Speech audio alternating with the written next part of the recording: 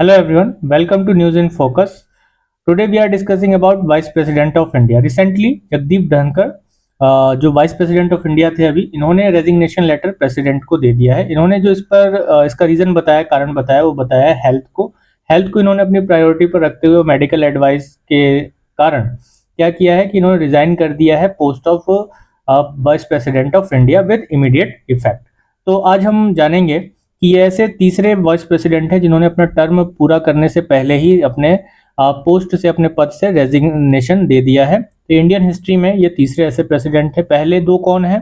तो first vice president ऐसे रहे जो जिनका नाम है वीवी गिरी, जिन्होंने अपना टर्म पूरा होने से पहले ही रेजिग्नेशन दे दिया था। वीवी गिरी के बाद अगर आप देखेंगे तो रामा स्वामी वेंकटरमन, इन्होंने भी अपना रेजिग्नेशन दे दिया था अपना टर्म कंप्लीट होने से पहले।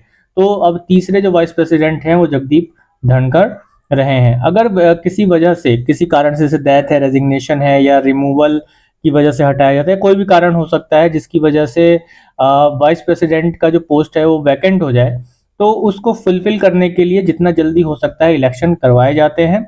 और जो नया वाइस प्रेसिडेंट इलेक्ट होकर आता है वो अगले 5 वर्षों के लिए क्या करता है, अपने ऑफिस को होल्ड करता है।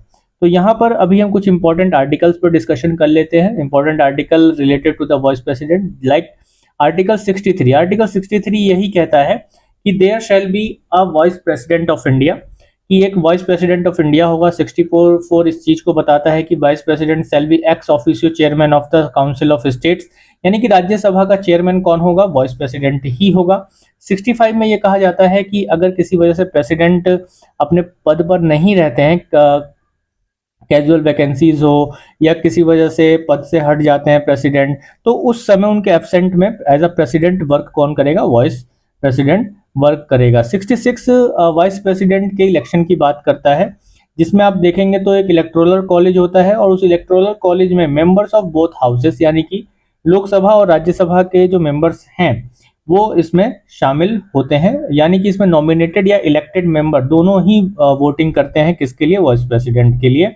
ठीक है। और क्वालिफिकेशन की अगर हम बात करें तो सिटीजन ऑफ इंडिया होना चाहिए और मिनिमम एज कितना होना चाहिए? 35 ईयर का जो है मिनिमम एज होना चाहिए। और इसके साथ साथ जो पर्सन है जो वाइस प्रेसिडेंट के इलेक्शन के लिए आ रहा है, उसके पास वो उसके पास स्टेट काउंसिल ऑफ स्टेट, यानी कि राज्यसभा का मेंबर बनने की भी क्वालिफिकेशन पूरी होनी चाहिए। इसके साथ साथ आर्टिकल किसमें 67 में अगर हम देखें तो इसमें vice president shall hold office of a term of 5 year. इसमें टर्म बताया गया कितने टाइम के लिए? 5 साल के लिए ऑफिस होल्ड करते हैं। और वाइस प्रेसिडेंट अगर उससे पहले अपने पद से हटना चाहते हैं तो वो रिटर्न में किसको रेजिग्नेशन दे सकते हैं? प्रेसिडेंट ऑफ इंडिया को। ओके। इसके अलावा वाइस प्रेसिडेंट को पद से हटाया भी जा सकता है।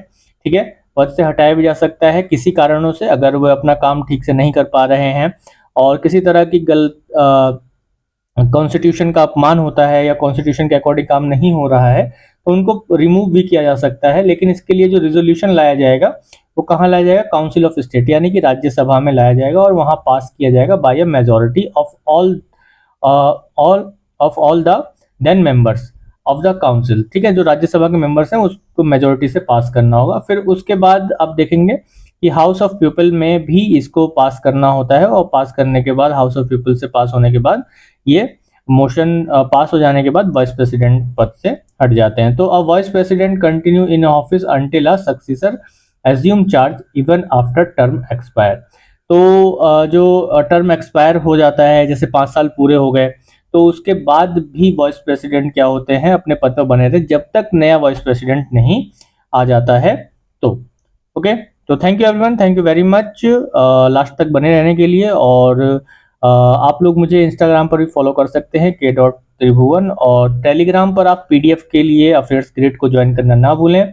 जो डेली द हिंदू एनालिसिस का पीडीएफ है मैं उस पर डालता हूं, और उसके साथ साथ अफेयर्स ग्रिड को सब्सक्राइब करना ना भूलें। आप लोगों का सपोर्ट और प्यार ही मुझे मोटिवेट करता है आगे और भी चीज़ों पर फोकस करने के लिए। मैं बस कुछ इंस्ट्रूमेंट का अपना इंतजार कर रहा हूँ, जिसके बाद मैं इकोनॉमी से रिलेटेड कॉन्सेप्ट पर बात करूंगा, ताकि मैं यहाँ पर कुछ लिख भी सकूं। इसके लिए मुझे एक इंस्ट्रूमेंट चाहिए और सपोर्ट आप लोगों का बना रहेगा, वो इंस्ट्रूमेंट जल्द से जल्द आ भी जाएगा।